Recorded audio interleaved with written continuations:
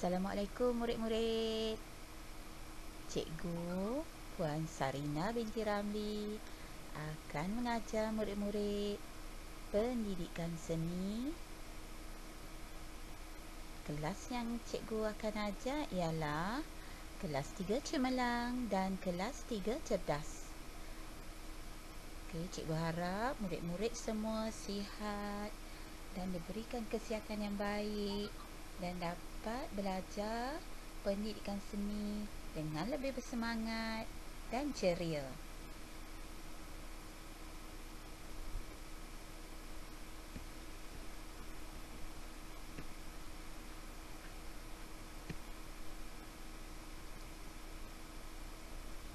Okey, mata pelajaran pada hari ini ialah pendidikan kesenian tahun 3. Ini adalah buku pendidikan kesenian yang akan kita gunakan semasa di dalam kelas. Okey, untuk hari ini cikgu tunjukkan slide muka hadapan buku teks pendidikan kesenian untuk tahun 3.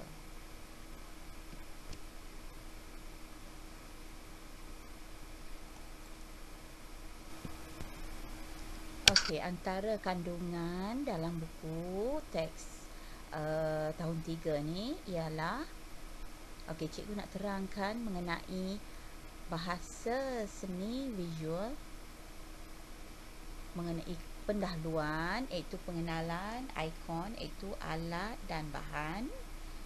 Okey, alat dan bahan yang akan kita gunakan, bahasa seni visual, apa yang dimaksudkan dengan bahasa seni visual iaitu ia ada unsur seni dan prinsip rekaan. Okey, pada hari ini cikgu akan ajar awak mengenai cikgu akan ajar awak hanya muka surat 1 dan 2 saja iaitu pengenalan pendidikan kesenian. Okey, alat dan bahan yang akan kita gunakan. Okey, mari kenali kumpulan alat dan bahan yang boleh digunakan semasa menjalankan aktiviti seni visual. Okey, dan seni muzik di dalam dan di luar kelas. Okey, cikgu tak masuk pada seni muzik sebab cikgu tak akan ajar muzik. Cikgu tak ajar muzik. Jadi cikgu hanya fokus pada aktiviti seni visual sahaja. Okey, seni visual ataupun alat yang awak gunakan, kita panggil media kering. Media kering ni terdiri daripada pensel warna dan juga pen. Itu kita panggil media kering. Seterusnya media basah. Media basah ialah bahan yang kita gunakan untuk mewarna. Contohnya warna air, pewarna makanan, pewarna poster dan juga dakwah Cina. Dan seterusnya bahan yang berasaskan minyak ialah krayon. Dan dalam seni visual juga kita akan gunakan pelekat. Di sini pelekat ialah pelekat daripada gam kita pelekat. Seterusnya kertas. Kertas ni kita akan gunakan sama ada kertas lukisan ataupun kertas warna. Dan juga kadang-kadang kita akan gunakan manila card, kad manila, mounting board dan sebagainya. Kemudian bahan hiasan pula, seperti yang kita tengok dalam gambar, bahan hiasan ni terdiri daripada manik, butang, ribbon dan berbagai lagi yang boleh kita beli di kedai yang menjual beraneka jenis bahan yang boleh kita hiaskan hasil lukisan kita menjadi cantik.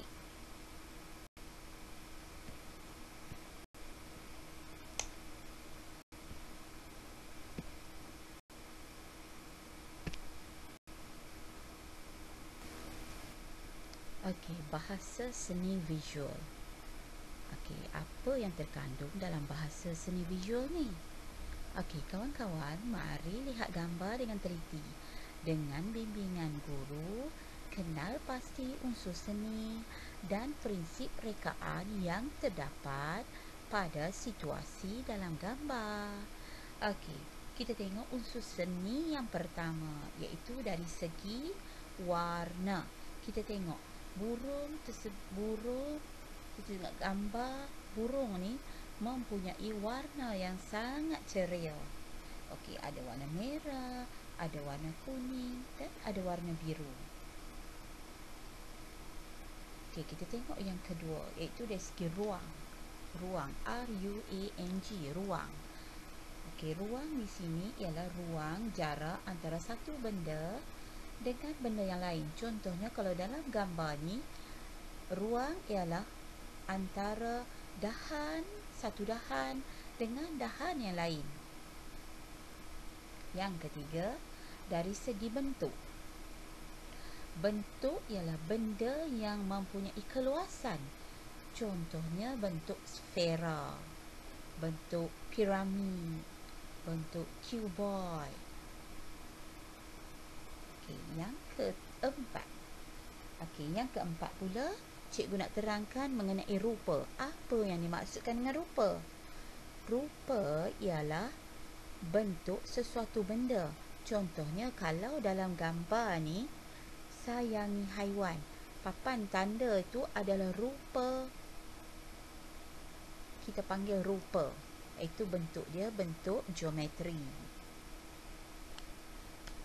Seterusnya, jalinan.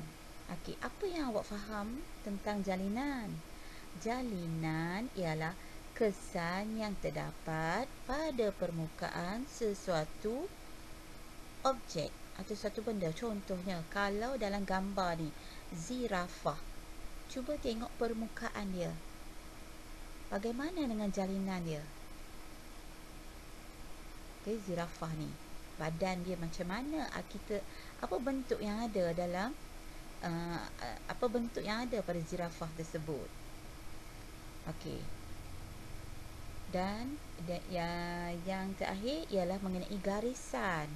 Okey, kita pernah buat masa tahun 2 dahulu, kita pernah buat garisan lurus, garis melengkung, garisan beralun. Jadi itu adalah garisan. Seterusnya, kita tengok yang berwarna biru pula. Berwarna biru tu ialah prinsip rekaan. Okey, dalam seni kita ada prinsip rekaan. Okey, apa dia prinsip rekaan ni? Prinsip rekaan ialah kaedah untuk hasilkan sesuatu karya. Kita nak guna kaedah apa? Okey, kita tengok yang pertama dari segi imbangan. Imbangan, kita tengok badak sumbu ni, macam mana telinga dia? Dia ada imbangan dia. Jadi imbangan ni perlu untuk menghasilkan sesuatu karya seni supaya dia sepadan antara satu dengan yang lain. Okey, yang kedua, kepelbagaian. Apa dia kepelbagaian? Okey, kepelbagaian di sini ialah pelbagai warna dan bentuk. Okey, ada pelbagai warna dan bentuk yang kita hasilkan untuk karya kita. Seterusnya, kesatuan. Apa dia kesatuan? Kesatuan ni ialah tema yang akan kita hasilkan dalam karya seni kita. Dari segi warna. Okey, tema warna apa? Warna merah ke? Kuning ke? Okey, dari segi objek. Okey, dan juga rupa. Kemudian kita tengok seterusnya penegasan. Apa dia penegasan di sini? Okey, tujuan dia penegasan ni untuk menarik perhatian hasil lukisan kita yang cantik. Supaya nampak kemas dan menarik perhatian orang yang melihat hasil karya kita. Kemudian kita tengok kontra. Apa dia kontra? Kontra dari segi bentuk, kontra dari segi warna. Seterusnya harmoni. Okey, harmoni ialah bentuk yang sesuai dalam lukisan. Contohnya, okey, harmoni dalam gambar ni, harmoni di sini ialah okey, daripada selai baju macam mana bentuk dia, macam mana warna dia. Jadi ada keharmonian dalam lukisan tersebut. Okey, seterusnya mengenai ritma dan pergerakan. Kita tengok dalam gambar ni, rama-rama. Rama-rama dia terbang. Kita tengok ada rama-rama, bentuk dia ada yang bermiring, ada yang rama-rama sedang pelbagai cara yang kita hasilkan untuk menunjukkan rama-rama itu sedang bergerak. Okey, jadi itu adalah prinsip rekaan dalam bahasa seni visual. Jadi di sini dalam seni visual kita ada unsur seni dan juga prinsip rekaan. Jadi cikgu harap kamu semua memahami apa yang dimaksudkan dengan bahasa seni visual.